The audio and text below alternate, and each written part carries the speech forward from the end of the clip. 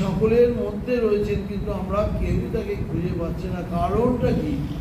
কারণ হলো আমাদের উপনিষদে উত্তর দেওয়া হয়েছে, কারণ হলো ভগবান আমাদের এই সৃষ্টিটাকে বহির্মুখী, আমাদের ইন্দ্রিয়গুলোকে বহির্মুখী করে সৃষ্টি করেছেন, যেন তারা ভেতরের খবর না পায়।